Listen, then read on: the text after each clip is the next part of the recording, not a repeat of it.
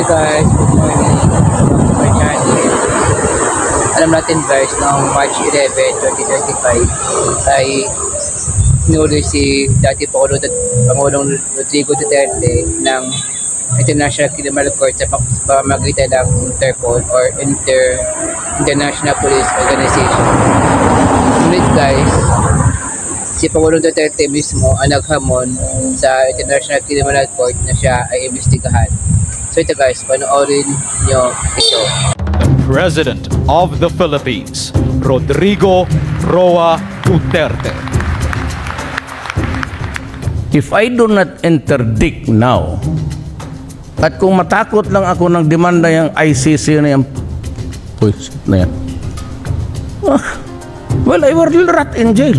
And so, that is my contribution to you. To protect your sons and daughters.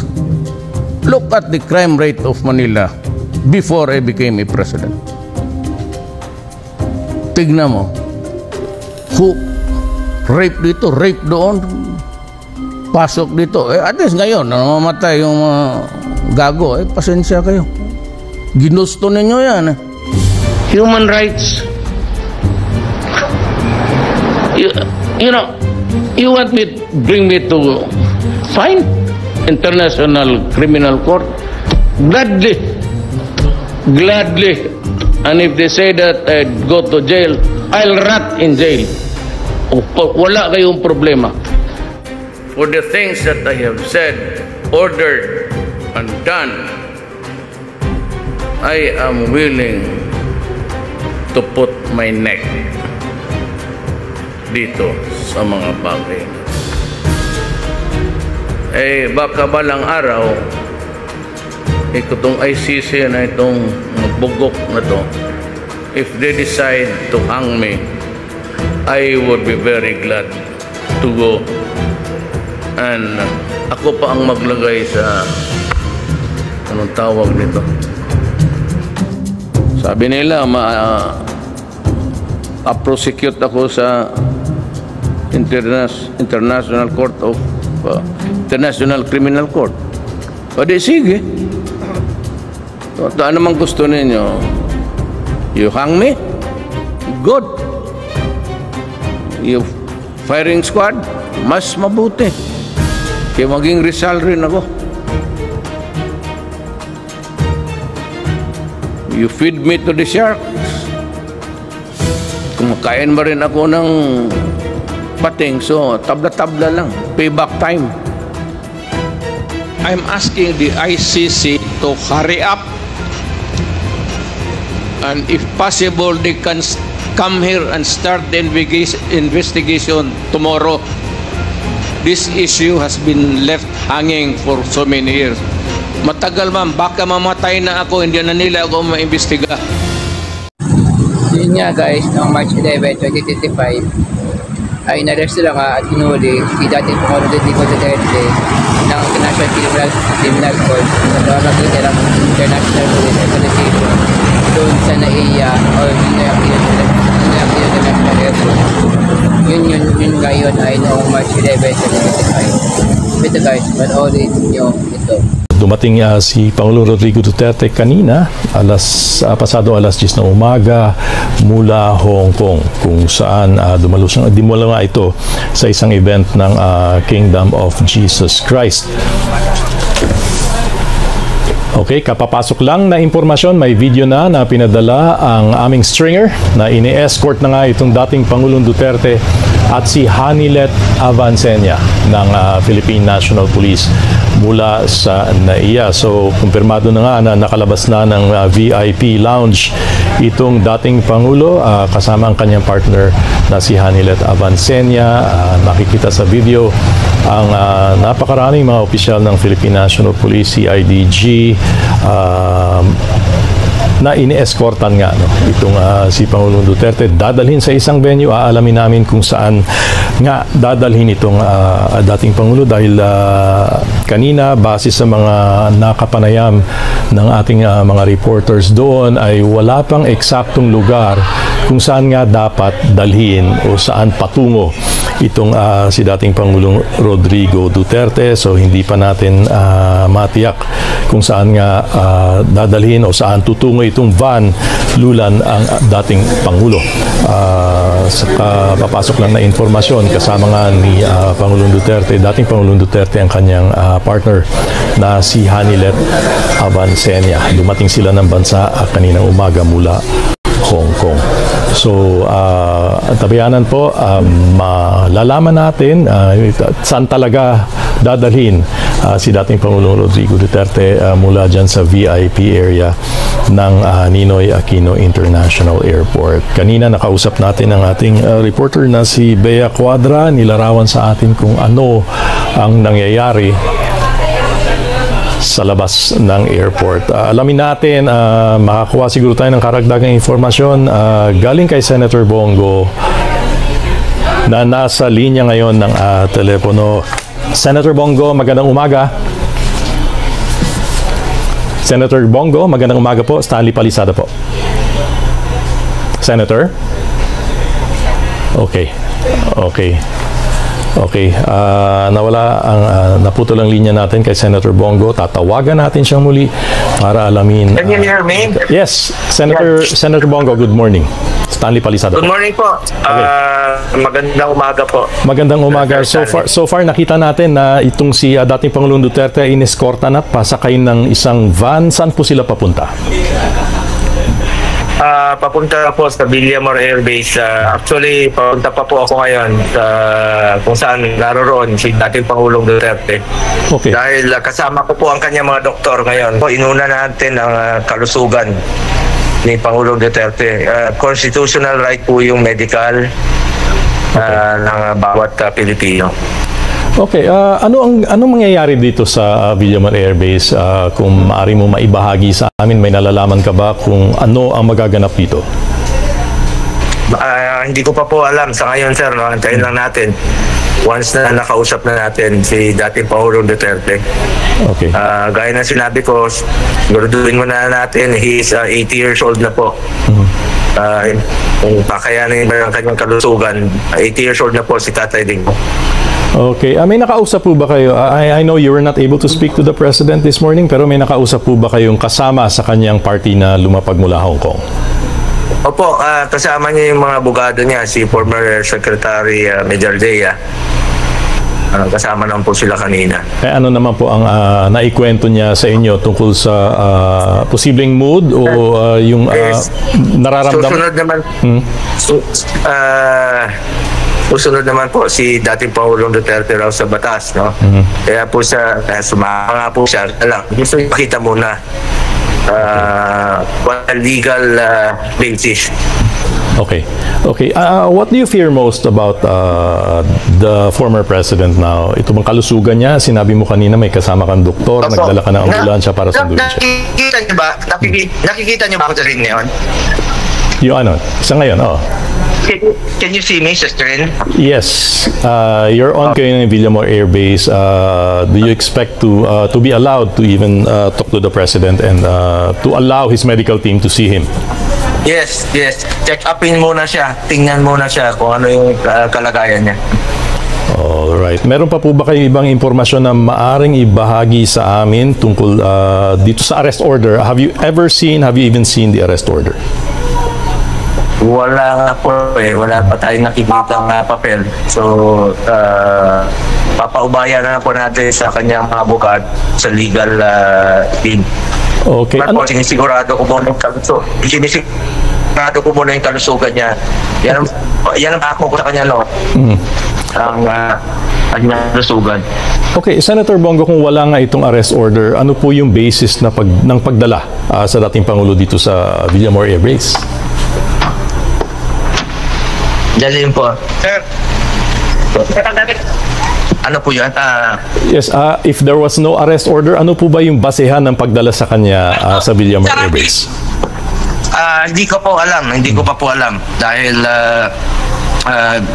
I don't know kung anong binasa sa kanya kanina. Antayin lang po natin ang kanyang mga abogado. Okay, on that note, maraming salamat, Senator Bongo. Nasa loob pa po, sir. Can I cut you kasi, Yeah. sorry may Yeah. mga pag-interview rin po. Sige. Update na lang po namin kayo. Sige, maraming salamat po, Senator Bongo. Manghinahon po kayo lahat mga kababayan ko. Importante muna kalusugan. Alam ko mahal natin si Tatay Digong. Importante muna kalusugan niya. Salamat po. Okay, Okay, nasa linya naman ng telepono ngayon si former Chief Presidential Legal Counsel Attorney Salvador Panelo. Attorney Panelo, good morning. Good morning, Stanley. Yes, unang-una po, reaction ninyo sa mga nangyari this morning sa Ninoy Aquino International Airport, kabilang ang pag-aresto kay dating Pangulong Rodrigo Duterte. Well, inaasahan naman natin yun. Yung galaw ng gobyerno talagang papunta lahat doon. Kailangan nilang sirain itong magamang VP Sara at Presidente Duterte. Ang lahat ng yan, ang layunin sa 2028. Kailangan tanggalin nila yung dalawang yan. Okay, as regards... Yeah. As regards former President Duterte, is there any legal remedy? How can he fight this arrest? Well, kasi nandito pa ako sa Hong Kong, nasa aeroplano ako Napago kasi yung schedule ng pagbalik niya. Ako as a lawyer, ang magandang gawin dyan ng mga kasama kong abogado dyan sa Maynila ngayon, mag-file na sila ng habeas corpus. Okay. Habeas corpus ang kailangan niya para mabilis na makarating sa Korte Suprema at tanungin ng PNP kung anong legal basis sila ng pag-aresto ni dati Presidente Duterte. Kasi kung magpapahal ka pa ng petition questioning the validity of the arrest, matagal pa yun. Papakomentary pa yung gobyerno, magko-comment pa yung petitioner. Pero kung habeas corpus, immediately, within 48 hours, tatawagin yan. Dali niyo dito si dating Presidente Duterte, paliwanag niyo sa amin kung bakit nag-detain yan na-arrest. Okay. Para during that forum, pwede mo nang i-argue yung invalidity ng warrant. And when the legal team is unable to do that, kung hindi nila nagawa ito, kanina nakausap na attorney, kung hindi nagawa ng legal team ito agad-agad, posible bang dalhin sa labas ng bansa si dating Pangulong Duterte?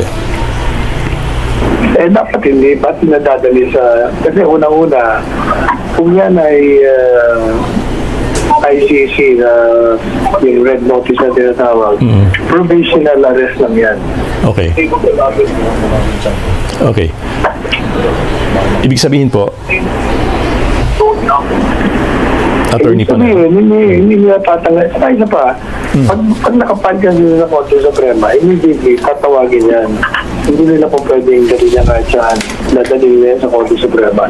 Kailangan ng habeas corpus. Okay, kasi mukhang mukhang salient point nga itong dinala siya sa dito sa Villamor Air Base na mas malapit sa airport. Kausap natin kanina si Attorney Panelo, and he was saying na posibleng dyan dinala, hindi sa Camp Crame, hindi sa iba pang holding facilities, dahil mas mabilis siyang mailabas ng bansa. What's your reaction? Ako ay doubt kung ilalabas kagad nila yun. Palagay ko nasa Crame siya. Okay. Okay. Meantime, paparating kayo ngayon. Have you spoken to the President before leaving at least Hong Kong? Ano yung... Hindi kami nagkausap dahil nagantay ako ng tao niya. Tatawagan niya ako ng mga nakatulog na ako kasi nabago yung schedule Supposed to be hapon siya nagkaroon ng pagbabago ng flight details. Kaya ako naman nandito pa. But anyway, pagdating ko dyan, diretso na ako ng Crame. Okay, so what do you plan to do as soon as you arrive? Pupunta kayong Crame. What is the strategy? Punta ako Crame, sabihin ko sa kanya mag-habeas corpus tayo. Okay. Okay, maraming salamat Attorney Sal Panelo for joining us this morning. Salamat din. Salamat. Okay, para po sa mga ngayon lang po tumutok sa ANC, gayon din po sa ating live stream sa ABS-CBN News Channel sa YouTube. Balikan lang po natin yung kumpirmasyon sa ngayon po.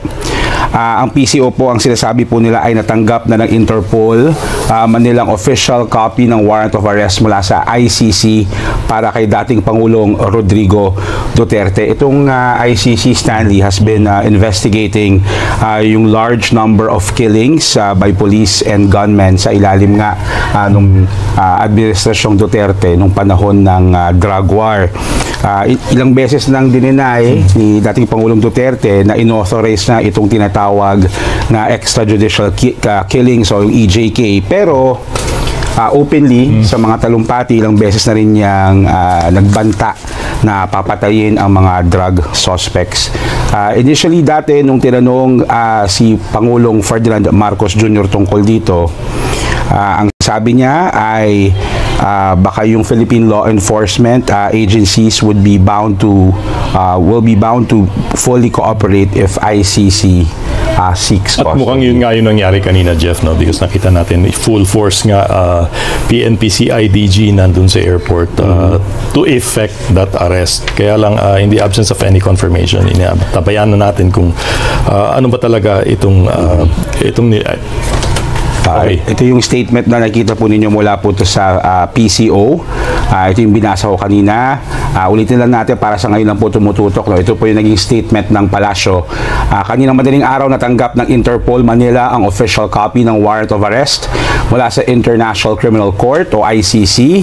9:20 ng umaga ngayong araw, 11 March 2025, ang dating Pangulong Rodrigo Duterte at ang kanyang grupo ay dumating sa Maynila mula Hong Kong sakay ng Cathay Pacific CX-907. Sa kanyang pagdating, inihain ng Prosecutor General ang ICC notification para sa isang arrest warrant sa dating Pangulo para sa krimen laban sa sangkatauhan.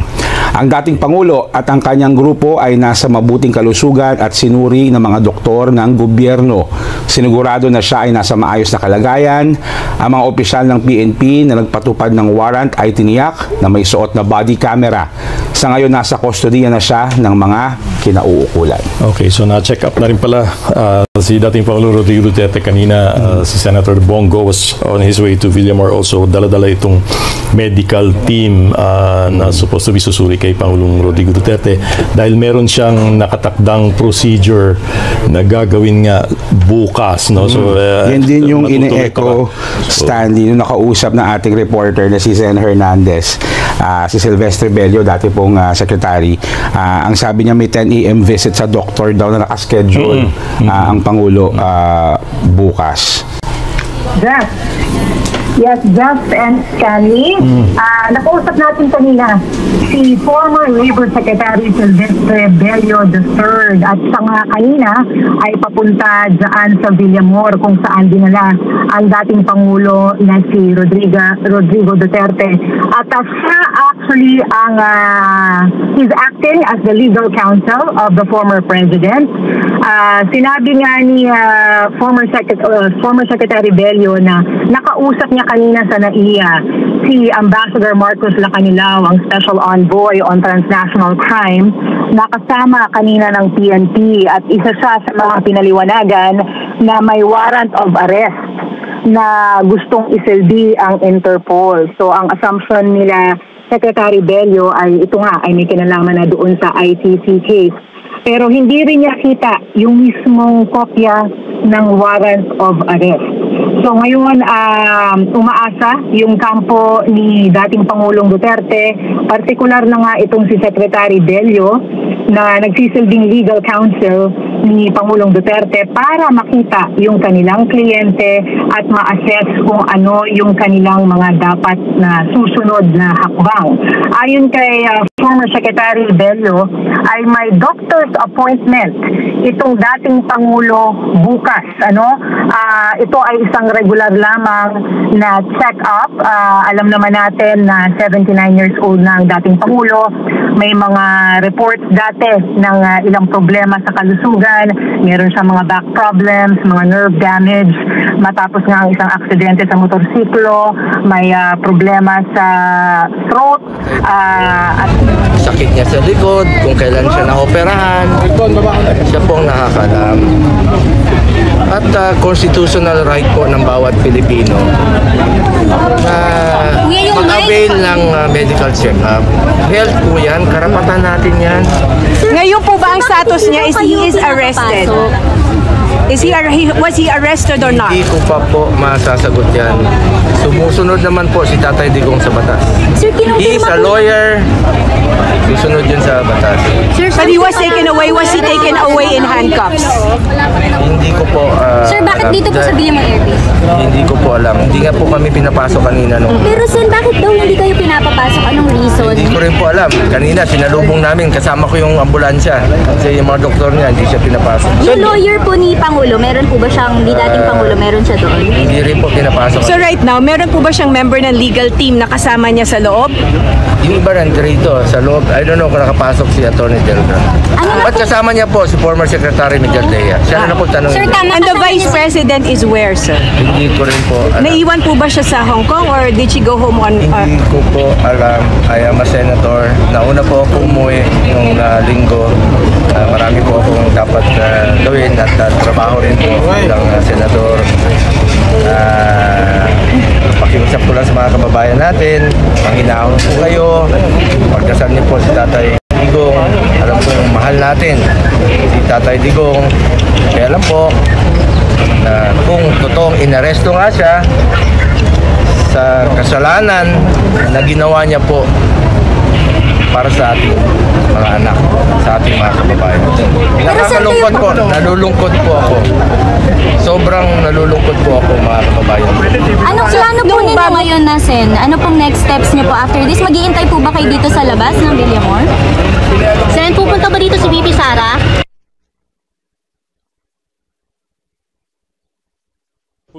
Pero makikita natin kausap ng media si Senator Bongo. Sinasabi niya it is an unfortunate incident na hindi nga nila nakausap o hindi nakapasok itong medical team dahil para sa kanya mahalagang matingnan din ng kanyang medical team si dating Pangulong Rodrigo Duterte na mayroong scheduled check-up bukas. Hindi rin kinumpirma ni Senator Bongo kung dumating na nga ba ng bansa si Vice President Sara Duterte na kasama rin nila doon sa Hong Kong. A while ago, Jeff, kausap natin si Sen. Hernandez. She was telling us nga itong reaksyon ni dating Labor Secretary Attorney Silvestre Bello III na ngayon ay acting legal counsel ni Pangulong Rodrigo Duterte. Konfirmado nga kanina na na-issue itong ICC warrant of arrest, although hindi pa rin malinaw kung ano yung mga susunod na hakbang mula sa kampo ng dating Pangulo. Nabanggit ni Senator Bongo Stanley na hindi daw siya pinapapasok dito sa facility ng Villamor Air Base. Isa sa mga mahalagang tanong ay bakit nga ba nasa Villamor Air Base ang dating Pangulo. Balikan po natin ngayon si Zen Hernandez. Zen, pasensya na at naputol kanina dahil nagkaroon bigla ng pahayag si Senator Bongo sa Villamor Air Base. Anong nabanggit pa sa inyo ni Secretary Bello o dating Secretary Bello? So Jeff, para mabilis lang, simple lang. Si dating Labor Secretary Silvestre Bello III ang magsisilbing legal counsel ng dating Pangulo. At kanina nga papunta sa Villamor, malamang kasama niya kasi si Senator Bongo ay nandoon na rin at sila ay humihiling na makausap at makita ang dating Pangulo dahil ang kwento ni former Labor Secretary Bello ay hindi nila nakausap ang dating Pangulo nung sila ay pumunta sa NAIA kanina. Ayon kay Bello, nakausap nila si Ambassador Marcos Lacanilao, ang Special Envoy on Transnational Crime, at pinaliwanag nga nito na yung warrant of arrest mula sa Interpol dahil sa kaso ng ICC ang kanilang ihinahain ngayon sa dating Pangulo. Now, tomorrow ay may nakaschedule na isang medical check-up si dating Pangulong Rodrigo Duterte. Ito daw ay isang regular na check-up lamang at gaya ng sinasabi ko kanina, Jeff. Alam naman natin yung edad ng dating Pangulo, 79 years old. Meron na siyang mga ilang health problems, yung sakit sa likod, yung nerve damage mula sa motorcycle accident, yung problema sa lalamunan at iba pa. So hindi natin alam kung ano talaga ang kanyang state of health. Pero dahil nga meron siyang medical check-up, bukas ay kasama rin ng kampo ni dating Pangulong Duterte, itong sila Secretary Bello, sila Senator Bongo, yung doktor na tumitingin sa kanya. So posible na kung magtutuloy-tuloy ang kanyang detensyon dito sa Villamor Air Base, ay hihiling sila ng hospital arrest para sa dating Pangulo dahil nga sa kanyang mga health requirements. So, I think yun ang abangan natin kung kailan nila makakausap at makikita ang dating Pangulo para malaman natin ng tiyak kung ano yung kanilang mga susunod na hakbang. Zen, nabanggit ba ni dating Secretary Bello kung bakit sa Villamor Air Base napadpad itong si dating Pangulong Rodrigo Duterte? Actually, hindi rin nila sure, Jeff. Ang alam nila kanina, dalawa yung posibleng pagdalhan sa dating Pangulo. Ang pinag-aaralan nila kanina kung didiretso ba sila ng Villamor o ng Krame. Pero yun nga, lumabas na maraming ebidensya na doon nga sa Villamor at yun nga yung nangyari. So, yung mga bagay na yan hindi pa malinaw sa kanila, lalo't hindi pa rin nila natatanggap or nakikita maging yung kopya ng arrest warrant. So, lahat ng ito ay hinihintay din nilang makita para masabi rin at matukoy sa atin kung ano yung kanilang mga susunod na hakbang. Okay, antabayan na natin yung magiging susunod na pahayag ni Secretary Bello na nabanggit nga ni Zen ay ang tatayong legal counsel ni dating Pangulong Rodrigo Duterte sa putong ito. Maraming salamat, Zen Hernandez. Nasa linya naman natin ngayon ang ICC Assistant to Counsel Attorney Cristina Conti. Attorney, good afternoon. Magandang hapon. Attorney, siguro reaction po muna sa nangyari ng pag-aresto kaninang umaga kay dating Pangulong Rodrigo Duterte. Bahagi namin sa wakas. After 8 years of legal wrangling, propaganda, now we are finally at the stage where trial could start. Sa bahagi ng mga biktima, welcome na welcome. At wala, ito ang coping sa kanila, walang katumbas ang saya na nararamdaman nila ngayon. Then magkakaroon na ng pagkakataon na marinig yung side nila at side niya sa isang maayos at patas na paraan.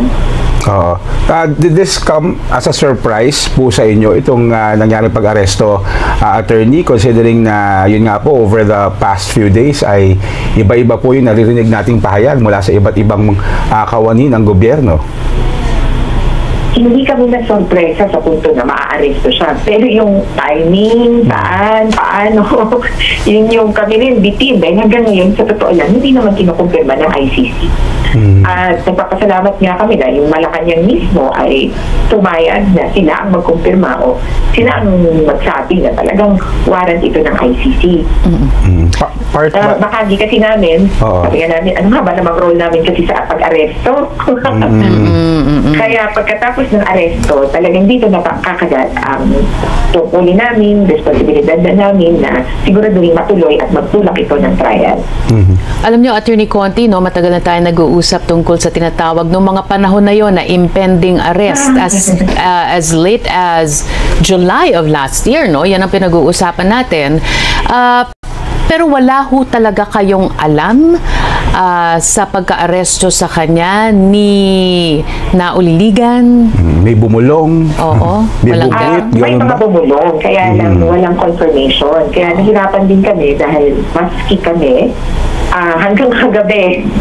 Sabi ko sa court, maghihintay ba kami kasi midnight, 6 p.m. sa kanila or pagsara ng court.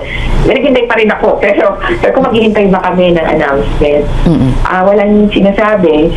Pero ayun nga dun sa mga dati pa namin pinag-uusapan, ang sabi nila, chill lang kayo dahil ang kailangan namang umaksyon dito ay yung gobyerno ng Pilipinas o kung anumang police force.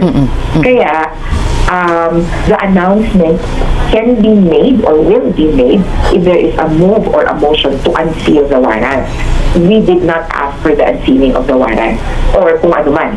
Dahil sabi namin, we need it to you kasi depende yan sa koordinasyon nyo sa local authorities kung paano ang pag-aresto. Dahil obviously, ito nga yung naging haka ng mga tao, posibleng takasan yung warrant. Kaya nung pumunta ng Hong Kong, well, apparently, nakatulong talaga na confidential yung warrant at hanggang kahuli-hulihan. Totoo ba? Hindi ba totoo? Ano nang nangyari? Mambitin na ngayon, di ba? Hindi sigurado. O hindi pa daw nakikita yung warrant. Yun nga, attorney, siguro hindi naman tayo lahat sanay na may isang dating Pangulong inaaresto para sa crimes against humanity. Ano po ba yung, siguro para sa mga mas maintindihan po yung proseso, no? Ano po yung susunod na hakbang pagkatapos po dito? At masasagot niyo po ba yung tanong kung bakit lahat po ay nasa Villamor Air Base at hindi po sa Camp Crame o iba pa pong law enforcement office or camp dito sa Metro Manila? Ang instruction sa warrant of arrest ng International Criminal Court ay i-return or ibalik ito at ang tao or katawan ng akusado sa korte. At ang korte ay nasa The Hague. Dahil ang humuli sa kanya, ito yung authority din ng humuli sa kanya ay pwedeng sabihin natin, questionin na hindi sila member state. Ang una dyan ay posibleng i-turn over sa isang otoridad na nakikipag-cooperate sa ICC. Maaring kunin yung custodiya ng Interpol o pwede din ang gawin ng Philippine government, share tayo, parang kaya natin to hanggang ma-turn over sa The Hague. Pero ang ultimo niyan, kailangan ma-deliver or madala doon sa detention facility na pinakamalapit sa court. At yun yung, actually, isa lang naman yun, doon sa The Hague. Kaya ito yung usual process natin, di ba, to be delivered to the closest jail facility to the court. At kaya iniisip ko na Villamor dahil ready para ilipad. Kasi kine-check ko nga yung flights eh. Baka wala kasing flight ngayon na kaagad. At saka hindi ko alam kung nakabili na. Kaya baka sa Villamor Air Base ay gagawa sila ng paraan para ma-effect na yung transfer of custody and transfer of detention. So, posible, Attorney Conti, na yung mga imaheng nakikita natin ngayon, yung mga footage, yung mga kuha sa dating Pangulong Duterte, posible na yan na yung kahuli-hulihang makikita natin na nandito siya sa Pilipinas? Posible na ngayong araw din ay ilipad siya sa The Hague? Posible, kasi yun yung basic instruction. Kumbaga, pinag-awayan natin yung fourth wing, ano? Parang gano'n ang insiste din na they should deliver as soon as possible to the court. At kung ganyan ang interpretation, kasi sa totoo, pwede magkaroon ng humanitarian intervention. For example, pwede bang galing nila sa ospital? Pwede pababain ba yung BP o kung ano man? Sa totoo lang, delaying tactics. But essentially, if he is delivered to the court, safe, sound, then that's what the rules ask for. Attorney Conti, habang nag-uusap tayo, ay tila naglabas ng Instagram story ang anak ng dating Pangulong Duterte na si Veronica. At ang sinasabi niya, merong caption doon sa kanyang video na nakalagay, illegal detention, no warrant of arrest. Linawin niyo nga ho sa amin, Attorney Cristina Conti, yung mga nangyayari ngayon na nakikita natin. Yung pagkuha sa dating Pangulo, pagdala sa Villamor Air Base kung doon nga patungo, ito ho ba ay pwedeng mangyari na walang warrant of arrest? Hindi. Hindi pwedeng ma-effect ito lahat ng walang warrant of arrest. Pero ang sinasabi niya, hindi pa niya nakikita. So, hindi pa nila pinapakita sa kanya yung warrant of arrest. Hindi ko alam kung bakit, pero as long as alam niya na siya ay hinuhuli, ganun din naman sa patakaran dito sa Pilipinas. Ikaw ay inaaresto ko sa salang ganito, meron kang kaso na ganito sa ganyan, at yung Miranda right, ikaw ay may karapatan na tumahimik at to invoke the right against self-incrimination, you have the right to a lawyer, and so forth. Mabasahan siya ng Miranda right, at doon sa kulungan actually, doon siya pwedeng, yun ang pinakamainam na pagkakataon na makita niya yung warrant of arrest. bibigyan siya ng packet. Pagkapasok ng mga akusado sa detention facility, bibigyan siya ng packet. Nandoon ang una, rules and regulations ng detention facility.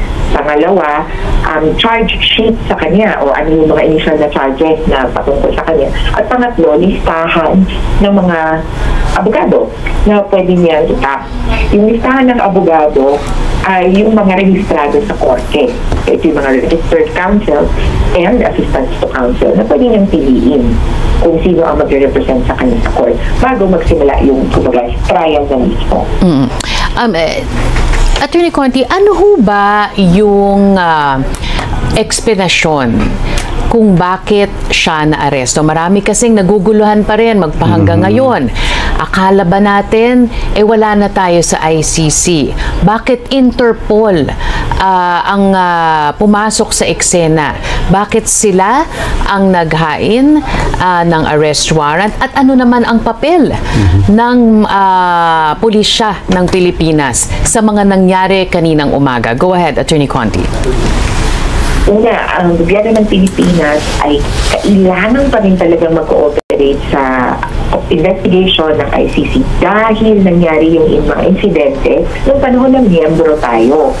Ang iniimbestigahan po dito ay crimes against humanity o krimen laban sa katauhan na ang mga akto ay murder at iba pang mga hindi makataong action, so inhumane acts. Sa pagitan ng November 2011 hanggang March 2019. Yan ang sakop ng investigation. Pasok dyan ang killings, pasok yung inaresto, tapos piniting, tapos wala naman palang kaso. Hulid up, extortion, pasok yung mga wala naman palang basihan in the first place para hulihin. Kaya sa pangkalahatan yan, kahit nga ongoing ang investigation, pwedeng hulihin yung tinatawag na most responsible or person who bears the greatest responsibility. Hindi yan iisa lang sa totoo. Kaya maaaring tuloy-tuloy pa rin yung investigation dahil habang inaalam yung iba pa. Kaya yan yung itsurahan ng sistema natin. Ngayon, ang eksena ng Interpol ay meron kasi silang agreement with the ICC. At ang data sharing ay kumbaga required kasi yung ICC wala silang police. Sumasalalay sila sa police ng kanyang member state. Ano yung hindi member state? Yun, posibleng masaklaw ng Interpol. Thankfully, both China, Hong Kong being a special administrative region, and the Philippines are members of the Interpol and required to share information about the location of a suspect. Kaya, kumbaga sa minimum ang requirement, kailangan natin ipaalam sa Interpol, ergo, or dahil doon sa ICC na rin, kung nasaan at yung suspect. Buti naman the Marcos government took the extra step of really enforcing the warrant. Ang next nito ay kailangan una i-turn over sa authorities of member state or the Interpol and i-transfer yung kanyang detention sa Hague. Meron ho bang kinalaman ang pamahalaan, ang Commander-in-Chief, ang Pangulo po dito sa naganap na pag-aresto? Kasi po, ito po ang sinasabi ni Attorney Salvador Panelo, dating tagapagsalita ng dating Pangulo. Ang sinasabi niya, kapag si Pangulong Marcos ang nag-order nito, ang sinasabi niya, ito ay maaaring tingnan na impeachable ground laban sa Pangulong Marcos. Kinakailangan ba ng basbas ng Pangulo para i-effect yung warrant at para tumulong ang Philippine National Police sa Interpol? Essentially, yes. Kasi may political aspect yung pagtugon ng police and even yung pagpasok ng Interpol tungkol sa isang warrant of arrest. Pero again, the authority to issue the warrant of arrest rests in the International Criminal Court. At kumbaga, palagay ko hindi naman predictionin ng Pilipinas ang ICC na may karapatan siyang mag-issue nun. Yung impeachable grounds, medyo nakikita ko pa ay political, gantihan Hihintayin ko na talagang maisipan nila kung paano ito ilusot. Pero sa tingin ko, kung sasabihin nila na ito ay treason dahil kumukontra sa interes ng Pilipinas, nandito ang libo-libo ring Pilipino na nagsasabing hindi, nasa interes ng Pilipinas na malitis na itong kaso ng war on drugs. So, Attorney, just from, balikan lang po natin yung nabanggit nyo kanina. From what I understand, yung sakop po dito ay from 2016 to 2019 yung nabanggit po ninyo. Ito po ba ay dahil unilateral nag-withdraw po si Pangulong Duterte, then President Duterte, from the ICC at that time? Oo, tuloy-tuloy pa rin tayong here. Actually, ang ano naman ay hindi tayo umalis ng basta-basta sa although sabi nga ni Duterte, talagang iniiwasan niya na masama tayo or masangkot siya sa kaso. Pero kumagat na yung jurisdiction ano talaga, within the coverage of the ICC, ang membership at saka ang processing ng kaso na sinampa ng mga biktima doon sa korte.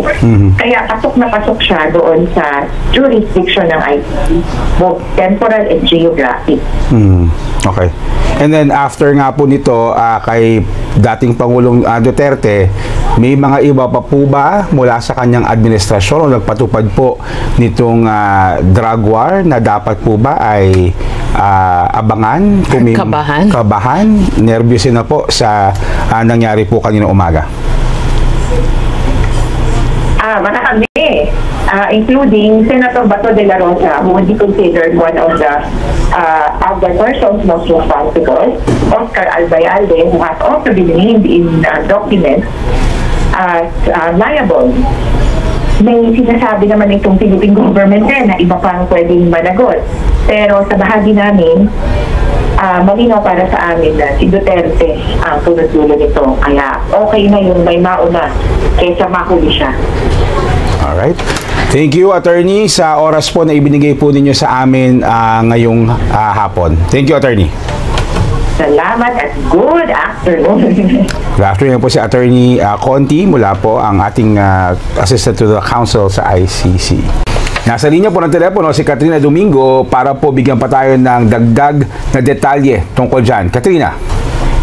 Jeff, Carmina, sa huling video na nakita natin na nagpapakita kay dating Pangulong Rodrigo Duterte na si dating Pangulong Rodrigo Duterte ay nandito pa rin sa Pilipinas, at doon sa naturang video na in-upload ng kanyang anak na si Veronica sa social media, kine-question ng dating Pangulo yung legalidad o yung proseso ng kanyang pagkakaaresto sa NAIA kaninang umaga.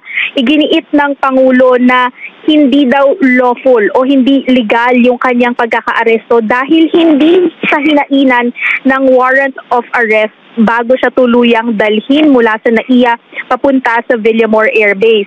Ayon sa naturang video, narinig ang dating Pangulo na sinasabi na tinatanong ang mga arresting authorities niya na what is the law and what is the crime that I committed. Sabi niya, explain to me now the legal basis for my being here, as apparently I was brought here not of my own volition, it's somebody else's. Kasama ni dating Pangulong Rodrigo Duterte, si former Executive Secretary Salvador Medialdea, na kumu-question din doon sa naging proseso ng pag-aresto kanina sa NAIA. Ayon kay Medialdea, questionable ang warrant of arrest mula sa ICC. Una sa lahat, iginiit niya na hindi na bahagi ang Pilipinas ng ICC dahil nag-withdraw na tayo sa naturang entity noong administrasyon ni dating Pangulong Rodrigo Duterte. Iginiit din ni Medialdea sa Prosecutor General ng ICC na hindi dumaan sa tamang proseso ang naturang pag-aaresto dahil ayon sa kanya ay hindi man lang daw nalaman ni dating Pangulong Rodrigo Duterte kung ano yung kaso sa kanya dahil yung mga kaso o yung mga charges laban sa kanya ay lumalabas lang daw di umano sa mga dyaryo. Giniit din ni Medialdea na hindi daw dapat na nagiging sunod-sunuran ang mga otoridad dito sa Pilipinas sa isang banyagang ahensya. Just Termina, kasama ni dating Pangulong Rodrigo Duterte na nakadetain ngayon doon, bukod kay dating Executive Secretary Salvador Medialdea, ang kanyang common law partner na si Hanilet at ang kanilang mga anak na si Veronica at Mira. Lahat ng mga naging pahayag ni dating Pangulong Rodrigo Duterte na kumukwestiyon sa legalidad ng kanyang pagkakaaresto ay medyo taliwas doon sa kanyang mga naging pahayag noong weekend, partikular na sa Hong Kong, kung saan sinabi niya sa mga OFWs na handa siyang humarap sa kahit anong pag-aresto pagdating niya dito sa Pilipinas. Kung ating matatandaan, doon sa event sa Hong Kong na tinatawag na pasasalamat para kay PRRD, sinabi ng dating Pangulo na kung gusto nilang arestuhin siya, siya mismo ang pupunta at haharap sa mga otoridad. Sa isa namang panayam sa SMNI na kontrolado ng kanyang kaalyadong si Pastor Apollo Kibuloy, ay sinabi din ng dating Pangulo na hindi niya gawaing maglaro ng tagu-taguan. At ayon sa kanya, bilang isang dating presidente, ay handa siyang humarap at hindi siya natatakot kahit pa siya ay mapaslang. Jeff, Carmina. Katrina, para lang siguro malinaw, no, sino na ba yung tumatayo talagang legal counsel ni dating Pangulong Rodrigo Duterte? Kanina nabanggit ni former Labor Secretary Silvestre Bello III na siya. Tapos, syempre may pa-statement din si dating Chief Presidential Legal Counsel Attorney Salvador Panelo. Sino ba yung nire-recognize kayo dyan na legal counsel? Ito na bang si Attorney Medialdea? Jeff, sa ngayon, wala pang formal na pahayag ang kampo ng dating Pangulo kung sino ba yung kanyang formal na legal counsel. Pero sa nakikita natin, base sa mga video na lumalabas mula sa Villamor Air Base, ay ang kanyang kasama simula sa kanyang pagkakaaresto hanggang sa kanyang pagkakadetena doon ay si dating Executive Secretary Salvador Medialdea. Jeff. Okay, Katrina, from where you are, meron ka bang kaliwanagan na kung bakit nandyan nga ang dating Pangulo sa Villamor Air Base? Carmina, wala pang kaliwanagan sa ngayon, wala pang humaharap sa aking pagkakaalam sa media upang magbigay ng linaw kung ano nga ba yung sunod na mangyayari sa dating Pangulo. Tanging haka-haka lamang yung ating mga nasasagap mula sa iba't ibang sources ayon sa ibang mga sources na ating nakita o narinig kanina ay maaaring nasa Villamor Air Base siya dahil ayon sa procedure ng ICC, once na maaresto yung isa sa kanilang mga pinapa-arestong tao, ay dapat na itong dalhin agad sa the Netherlands, sa The Hague, kung saan lilitisin ang kanyang mga naturang kaso. Pero as for the official confirmation coming from an official who is designated o may otoridad para magsalita in behalf of former President Duterte, wala pang humaharap sa ngayon. Carmina. Alright, maraming salamat. Katrina Domingo. Warrant of arrest. So, you will just have to kill me. Kung hindi ako papayag, kung kakampi ka dyan sa mga puti. Kaya nga. Show to me now the legal basis for my being here. As apparently I was brought here not of my own volition. It's somebody else's. Kung hindi ibang tao, ikaw siguro, because this is your structure. So you have to answer now for the deprivation of liberty and the basis for detention. So, what is the law and what is the crime that I committed? Sabihin ko, you're the person who arrested me. May I know the reason why? Have you read the documents?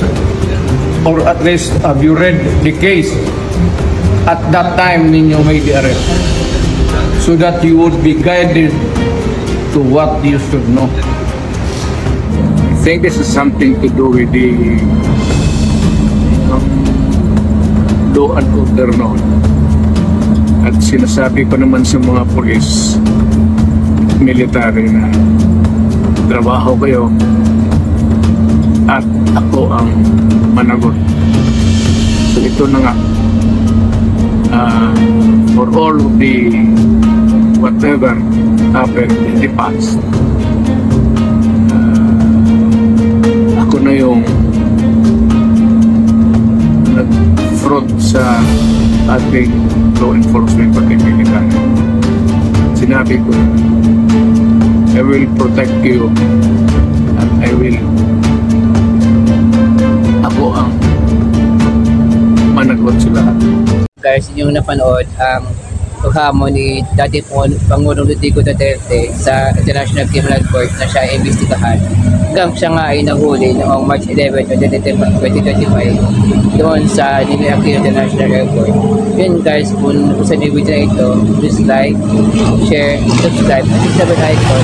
Kung kayo sa mga videos na upload ko pa. Bye!